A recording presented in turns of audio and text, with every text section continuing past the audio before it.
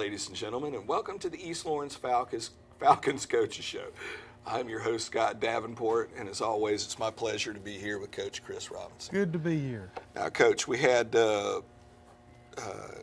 another region contest this past week against Dodge County. It certainly did not go the way that the Falcons would have liked, but what were some things that, you saw from the game that really led to, the game ending up the way that it did?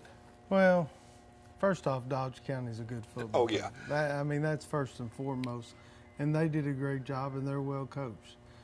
We struggled, and I can't put my finger on why, but we just didn't come out and play well. And when you play good teams and you don't come out and play well, that's what happens. Yeah. And it wasn't just one part or one person; it was a team. When we messed up as a team.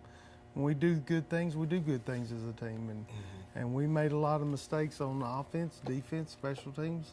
It was everything, and that's something that hopefully we can get behind us and move on. We ain't got a lot of time to dwell on it. We talked about it Sunday. Got a short week. Right. Yeah. We talked about it Sunday at film session, and hopefully they'll come out focused and ready to go. Sometimes we forget about we're dealing with 15, 16, 17-year-old kids, and you never know what's going on in their mind and what they're thinking about. Us as coaches, we think about football a lot. We spend out Saturday, Sunday, Monday through Friday, all week, 7 days a week, thinking about football. Well, these kids, they don't, and they just came. We just came out and didn't play very well. Yeah. And hopefully we can build on the few things that we did well and get ready. We got 2 more ball games. We got a great Southwest football team that we got to go down to Macon Thursday night, and it doesn't get any easier. Yeah. Defensively we had some, Quan Clover had 13.5 tackles. That was good. He led us in tackles. He did some good things. He scraped to the ball. But a lot of times when you got D linemen that are getting knocked off the football, like their offensive and defensive line are very physical, it's hard for a linebacker to run around and make plays. And that's, our pad level, we've preached the kids, we've got under the chutes, we've done all the things that need to, but our pad level's not where it needs to be. And I heard a quote a long time ago, is don't do it until you do it right, do it till you can't do it wrong anymore. And that's where we're at. We're still working on that. Bryce Robinson had 6 tackles. That's not bad, but, again, a lot of times when D linemen are in your lap, it's hard for linebackers to do things. Peyton Brinson was a bright spot on the D line. He's been playing mainly on offense, but he played a lot of D line, and he got 4.5 tackles. Maybe now that it's cooler weather, we could use him a little bit more on defense, trying to keep him, because he does a great job at center. And he's a real asset on the offensive line, and I hate for him to not be able to play center, but, he's going to have to play a little bit on the defensive line. Eric Cooper, we've asked Eric to do a lot of things at outside linebacker, which is not his natural position, but due to our depth, we've moved him to outside linebacker, and he made 4.5 tackles. And the last couple of weeks, he's done a great job, and we used him more on offense this week than we had in the past. But he's coming along, and so, asking Eric to do something that, he's 140 pounds, not very big, play outside linebacker, but he's one of the faster kids on our team. DN, Zyshawn Holloman had 4.5 tackles, and he did some good things. The physical part of it, we're still working on. And, there would be times where we'd get hands on the tackle, read our keys, and there would be times we wouldn't, and we'd stick our head inside when we were supposed to keep our head outside. And those aren't things you always see when the fans see it on the field. But when you watch film, his fit is outside. He's got to stay outside, and if that back dips inside, there's somebody else responsible for that hole, and he's got to stay outside. Those were some of the standouts defensively, and some people say, well, you gave up 50 points. But there were some kids that were flying around trying to do the right things, and that's all we can ask. Offensively, Prince Denson led us offensively with 11 attempts, 67 yards. You know, sometimes he'd run into the hole and there wouldn't be anything there. And I've asked him, just put your head down, run behind your pads and make a hole. You're 210 pounds, create a hole. And Eric Cooper, again, did a lot more running back. He had 8 carries for 38 yards and had some big plays, had some minus plays where his yards would be even more. And then Dylan Hall came back and had 6 carries for 38 yards. And then Terrell Coney had a touchdown. So we spread it out offensively.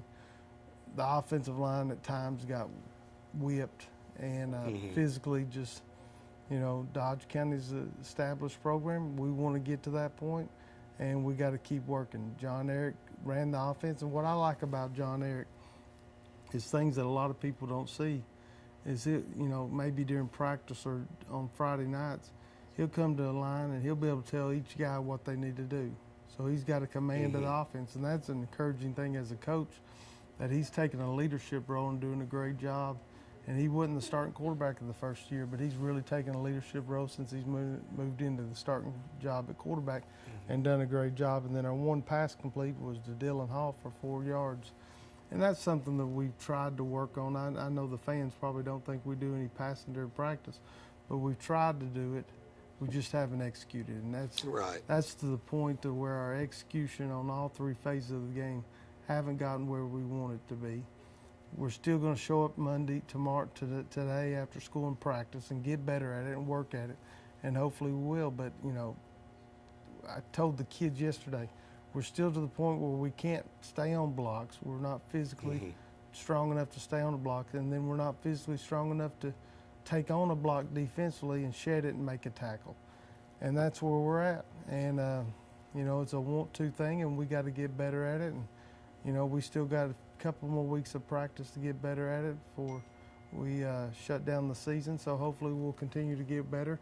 Hopefully we'll have a good week of practice because, again, like you said, it is a short week. We play Thursday at Henderson Stadium in Macon against a good Southwest team that is going to probably finish second in our region. Of course, we got something we could say about that. And, you know, they've got a lot of athletes, well coached, and a good football team. You know, one aspect of the game as it unfolded Friday that I just wish we could have capitalized on a little bit more with the wind the way it was. When we had to punt, their returner had just a terrible time, number 21, trying to deal with that, the ball fluttering in the wind. And I don't know if he caught a single one cleanly just because of that. It was a struggle. I mean, kind of a north wind came in, cooled things off, and you know, John Eric does a great job getting the ball up high, and the wind got a hold of it and gave him trouble. But again, if you watched, we stepped and punched. They didn't rush. We tried to get downfield, and we just couldn't get off the block, and they held us. And the one that got down there the whole time was Travis, who was supposed to be the safety, but nobody was accounted for him. But you know, we got 7 guys trying to get downfield to make a tackle, and we couldn't get off the block. And you know, that's kind of where we're at right now. All right. Well, folks, we're up against a break. We'd like to ask you please honor these sponsors that make this show possible. Get great fall savings at Mid-State Pools and Spas. Come visit our showroom on Veterans Boulevard and see our selection of pool and patio furniture. Every size, every shape, every style. All made in America and complete with a lifetime warranty. When quality counts, shop the selection at Mid-State Pools and Spas. Mid-State Pools is a proud dealer of telescope and peak season furniture. Also see our great lineup of Grizzly coolers built for a lifetime. Grizzly coolers. So get in on the great fall savings right now at Mid-State Pools and Spas. Welcome back to the East Lawrence Falcons Coaches Show. Now here are highlights of last week's game versus Dodge County. All right, here we are on defense. They've come back out in the offset eye, and we tried to run our 4-4 stuff, and they run a trap, and Coach Jordan did a great job. He had us in the right front, and we made a tackle. Again, our pad level's too high, but that's something that we're going to continue to work on. Here they are in the gun, and this is what gave us most troubles because they could go from gun to under the center, and kids had to recognize what they were doing. Here's a little jet. Great job by Christian Brantley stringing it out as a 7 technique. That's a great play from a 7 technique to string out the jet. They had a stable of backs really that were effective for them. Friday night, number 2, 21. Later in the game, they got some of their younger kids in. It looks like they're going to be set for a pretty good while at the running back position. And the scary thing is, I think their 8th grade won the middle school league. So I mean, they're going to be tough to beat the next 4 to 5 years. That was Eric Cooper, and what I showed him in film is that was 4, 5 guys doing exactly what they're coached to do and made a play. And you know, when you got 4 or 5 making a play, doing what they're supposed to do, then we're going to be all right. Here we are, again, holding them up a little bit. Again, our pad level's too high, and you know, we've been into the chute, Again, like I said earlier, we got to keep working and keep doing the same things and keep getting better and work on our pad level and talk about that to the point to where they start playing lower. Here's a little Sally play to Eric Cooper. Again, Eric's one of our faster kids, and he plays hard, and he did a good job Friday night, not just offensively, but defensively. Well, you mentioned his weight. For his weight, he runs incredibly hard. Yes. Yes, and he's one of the kids that if we get out in the open could take it the distance. Here's a good hard run by Prince. Good physical run just for halftime. Here we are on offense again in a loose set. Prince, just a straight dive, good hard physical run. Good job by Peyton Brinson. Peyton Brinson, a lot of times you don't get enough recognition as a center, but not only do you have to snap the ball between your legs, but you got to make a block. And he does a great job of doing both those things. Here's Prince again. You know, 4 yards. 4 yards is a good football play. We'll take that every time. Yeah, we like to have the long touchdown runs, but we're not there yet. So, you know, 4 yards is a good football play. That's a good job keeping the running back surrounded, not letting him get loose by the defense. Here's a little double handoff. Good job by Dylan finding space. Again, good positive run, running hard, playing hard in the 4th quarter. Here we are again on offense. This is Eric Cooper. Great job by Dylan staying out in front of his block. Good job by Christian staying on his block. You know, good football play. We just need more consistency, string more of those together on a consistent basis. Here's Prince again, good hard run. I'd like for him to have it in his outside arm. But again, this is really his first year playing football. Here's Terrell Coney on the touchdown run, getting outside edge. I'd like for him to put his foot in the ground, but he saw daylight and he ran it to the outside. Now, Coach, after looking at the highlights, you know, it's kind of like what you said, you know, earlier in the game. Dodge County was able to dominate both lines of scrimmage, and when you do that, you know, good things are going to happen for you and bad things are going to be in store for the other team. How were the guys, you know, at, you know, handling what happened Friday after the game? Well, you talked to him a little bit about watching film, and we had a good number show up for film. Did we have everybody show up for film? No, but we had a good number. So that was encouraging as a coach. It does matter to him. Now, for whatever reason, we didn't play well Friday night. I mean, we got a lot of guys that have played a lot of games.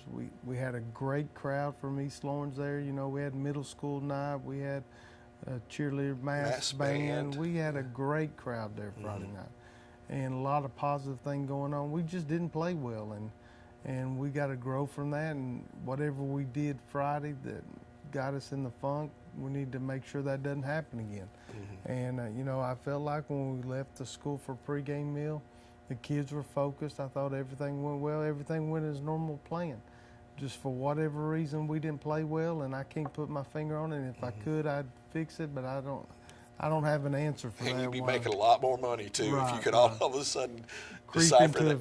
Yeah. 15, 16, 17-year-old head. Yeah. But, you know, we didn't play well, and, you know, I'm hoping we come out focused and ready to go today at practice and continue to get better, because I felt like we had done some good things against Waco, we'd done some good things against Blakely, and then we kind of lay an egg against Dodge. And, you know, we got 2 Macon schools left. We got Southwest, who's going to probably finish second in our region, and then Northeast, the last game of the year, senior night, will be they're probably going to finish 5th in our region. So, you know, all we can do is keep working, show up for practice, practice hard, continue to get better. You know, we're in a very tough region, you know. You think about it with Washington County, Dodge County, Southwest, Dublin. We got a very tough region, and our region should do well in the state playoffs. Of course, the bad thing about for our region is we go up against Region 1, who's a very good region. So, you know, that's 2 good regions going up against each other, and it should be 4 games that are battled to the end. And, you know, who knows what, you know, that's why the ball's not round, it's oblong, and it could bounce towards either person for either team. But, you know, all we can do is, you know, nobody's going to feel sorry for us, and we just got to keep coming out and getting better. All right. Well, folks, we're up against another break. We like to ask you please honor these sponsors that make this show possible. Dr. Price and Dr. Peters at Dublin Orthopedic and Rehabilitation have been a part of our community for many years and very proud to support high school football.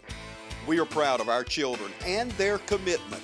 We share that same commitment when it comes to our patients.